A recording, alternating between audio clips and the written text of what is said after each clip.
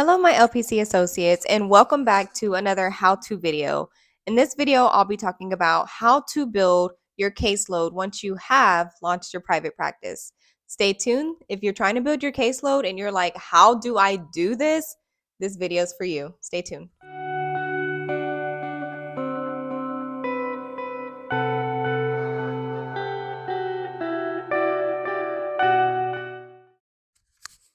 Okay, so let's jump right in.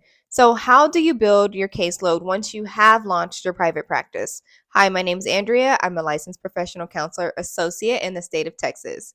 I've been in private practice for about 8 months now, and in my practice, I see anywhere from 12 to 15 clients a week consistently. So I do want to throw in also, I see a certain number of clients for free every semester. This is just a part of something that I offer within my practice and giving back to communities of color. So I see a certain number of children and teenagers for free every semester. Right now, I currently have 3 that I see every week. So then I'm seeing about anywhere from about 10 to 13 clients a week, give or take. So, how did I do it? How did I build my private practice? Well, let me share that with you. So, for starters, I would create different flyers and business cards. I used Canva and I used the free version to do this part. So, once I created those business cards and posters and flyers, things like that, I would go to local businesses here in San Antonio and provide my information.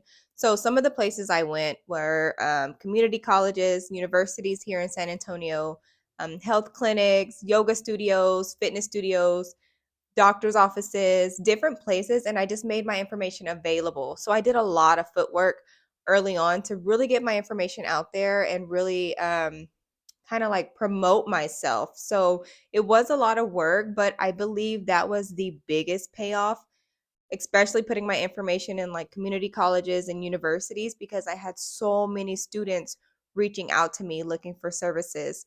Early on, I did also offer a sliding scale fee, anywhere between $40 to $50 an hour. It was not sustainable, but it was really beneficial starting off to offer such a low cost service fee. And I'll talk about that a little later in another video, sliding scale fees.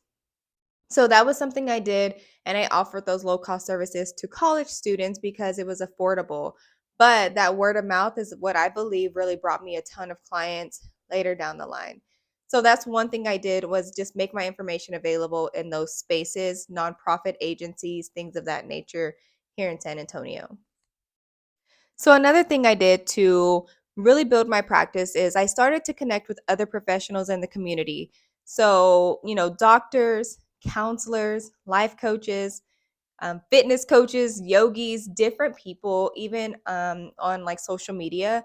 I would just send them my information and say, hey, I see this is what you do, and I believe I would be a great resource or referral, source for you. And you would not believe how many people actually need what you have to offer.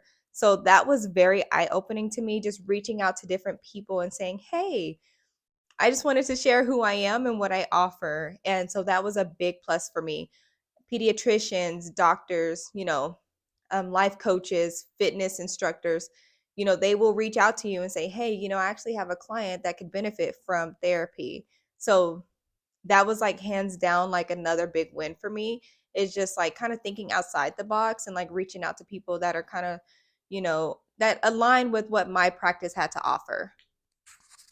So, some other things that I did to really make myself stand out was I offered hours outside of that traditional 8 to 5 window. So, a lot of the hours that I offered were in the evenings and even on the weekends. So, I worked a lot of Saturday and Sunday mornings early on just so that I could offer something different that people needed. And was like, oh, she offers like Saturday. So, on Psychology Today and different profiles, I would list my hours and I would offer those outside, that 8 to 5 window, so that people could come to counseling after work or even on the weekends when kids or teenagers were out of school. So that was something I found very beneficial as well when I was first getting started. I still do it, but just not as much because I have kind of scaled back a little bit. but I do still make myself available on Saturdays and Sundays, especially if I have a client that's kind of been in that spot since the beginning. Lastly, would be social media.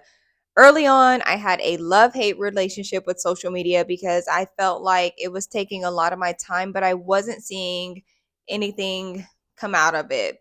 So one thing I did, I changed my demographic information. So I'm in San Antonio. As you know, San Antonio, Austin, Houston, Dallas, these areas are very heavily saturated with counselors. Like there's counselors everywhere. So, as an associate, I wasn't getting hardly any referrals from any of the social media sites that I was on. So I was on like Austin referrals, San Antonio referral network, different things like that. So I completely removed myself and I started to place myself in those smaller cities in Texas. So, Plainview, Amarillo, Lubbock, marketing to like Dumas, those really Katy, Texas, those places that where counselors are not so oversaturated and there's, a little more allowance for visibility. That really helped me. And on my Psychology Today profile, I removed that I was in San Antonio and I listed that I was in Lubbock and Amarillo, Texas. So that was extremely helpful for me because I wasn't seeing any turnaround. So even on Facebook, like I said, I took myself out of those larger groups and I placed myself in those smaller city groups so that, I would have a better chance of getting referrals. So that helped tremendously, like, because I was so frustrated with social media. So I started to do that and I started making videos and marketing to those cities in that population. So that was extremely helpful. I'll do another how to on different videos that I put out and how that has helped me bring in some clients as well. So that's a big thing that I would recommend. Like if you are in Austin or Dallas or any of these major cities, maybe kind of change where you're located, especially if you're 100% virtual. If you're not, I don't know what to tell you because I'm 100% virtual. So that helped me. But if you're not, I can understand how, yikes, that would be frustrating. So I get that. So those are my tips. I hope it helps you guys. Like, share, subscribe, reach out to me with any questions, discussions, drop a comment below if you have any other ideas on how we as associates can get some clients and just continue to build and help our communities like we do. So I hope you enjoyed this video.